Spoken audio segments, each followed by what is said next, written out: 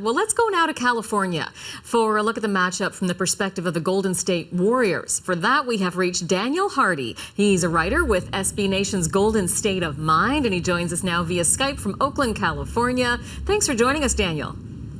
Thanks for having me, Jennifer. It's an honor. So first of all, tell me what the energy is like there in Oakland right now. What are the fans saying?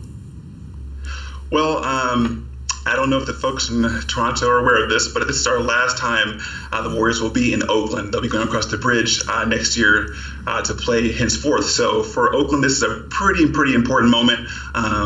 For a long time, we were pretty terrible. And for our team to have the dynasty that comes now, and now for it to be taken away from us and moved across the bridge there, for the folks who are from Oakland, from the East Bay area, it's a pretty big deal. So the fans are ready to get this win. If they don't get a win, they still might have a parade anyway to celebrate what's going on, but we'd rather have a victory parade. Yeah, you put it into context in an interesting way, as you say, with the last time for Oakland. Now, as you know, the Raptors are the only current Canadian team in the NBA, and so much of this country is throwing their support behind Canada's team. Give me the sense in the United States. I was reading some interesting numbers today, looking state to state on social media, following hashtags like We the North, and it looks like the Raptors have quite a bit of support in your part of the world.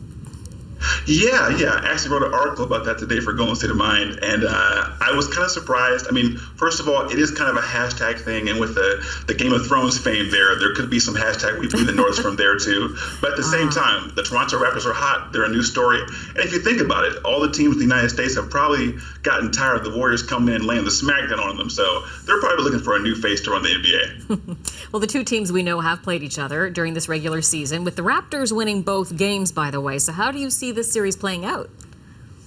Well, the funny thing about those regular season matchups was we never quite got to see the two teams at full strength. Either Kawhi missed a game, or Kevin Durant missed a game, or DeMarcus Cousins or Steph. So we never quite got to see what these two teams were capable of. However, the playoff runs from both sides have been fantastic. We got to see what they're both capable of in that sense. And with the Warriors going on the road for the first time, and the NBA Finals have started, that's a new thing. And if it goes 7 games, we won't have home court advantage, which is kind of scary. But Steph Curry and Klay Thompson will be ready to go, as I'm sure Kyle Lowry and Kawhi Leonard will be too. Now, Steph Curry today, speaking to the media, saying it gives him an extra edge from his perspective, the fact that they won't be starting at home. You mentioned Kevin Durant, the key player for Golden State, who's been out for a while. We know he will not be playing in the first game, at least, maybe not in the second. So how much of a loss is that for the team? Well, they were saying he was the best player in the world before he got hurt. So I guess it's like losing Michael Jordan, supposedly. But that's the great thing about the Warriors, strength in numbers. That's the mantra we use in the Bay. And I think what you're going to see here is when the Warriors come to Toronto, they're going to attempt to use the crowd's energy against the Raptors, because they know that Toronto's going to come out really amped up. And they're going to just try to run Toronto to death. And hopefully they're a little exhausted by the fourth quarter for the Bay Area. So Kevin Durant, just to clarify, I gather he is going to Toronto, though, right? What are you hearing in terms of his chances of playing? Well, he's definitely out for game 1, and from the reevaluation timeline, he'll probably be out for game 2, though we're still going to see there. So we're hoping for games 3 and 4, but with that kind of calf injury, you can't rush him back too early for risking him getting hurt again. Okay, so as you look ahead to the game tomorrow, what are the keys to this game for both teams, in your opinion? Well, for the Golden State Warriors, the first thing they have to do is just deal with the pressure. I mean, I've been talking to Toronto fans like crazy the past couple nights and on podcasts and interviews, and just the energy and the intensity that the fan base is bringing. I think it's going to be so loud in there. I mean, Drake's going to be up doing his thing. It's going to be insane, and the Warriors are tested for that. So what they're going to have to do is control their emotions and not turn the ball over, because if they do that, the Raptors will be off and running. Now, on the flip side, if you're looking at Toronto, they've got to get the other guys going. We know what Kawhi Leonard can do. He's a superstar, Finals MVP, and the best player in the East probably right now. Maybe the best player in the world. We'll see. But it's the guys like the Danny Greens, Kyle Lowry's, Serge Ibaka's. If those guys hit their open shots and are making the hustle plays, well, now you're dealing with a whole different kind of machine.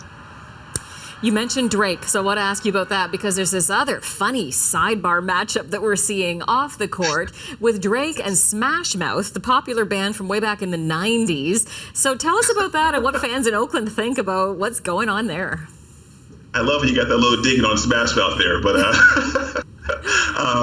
Well, basically, Drake and the Warriors are very familiar with each other. In fact, Drake has the tattoos of Kevin Durant and Steph Curry's jersey numbers on their arm. Their families are very close, and I'm expecting the Warriors to actually soak in on Drake's antics because they know him so well, and they're going to look to send him home sad. But the funny thing is, if you think about how long the Warriors were terrible and how long LeBron James had the Raptors kind of in the shadows, for these two teams to be meeting now, it's like, as Drake would say, both teams started from the bottom and now they're here.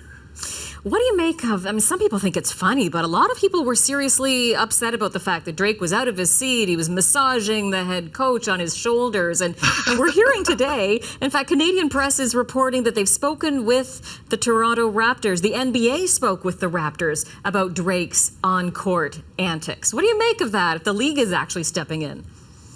Well, I'm sure the Milwaukee Bucks complained quite hardly about that and got the NBA's attention.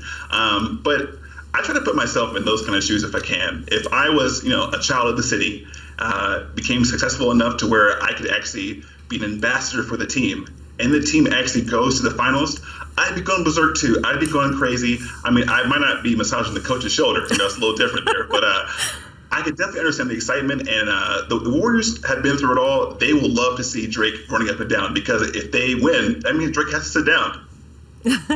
Daniel, enjoy the series. It's been great chatting with you. Thank you. Thank you. You as well. Appreciate it.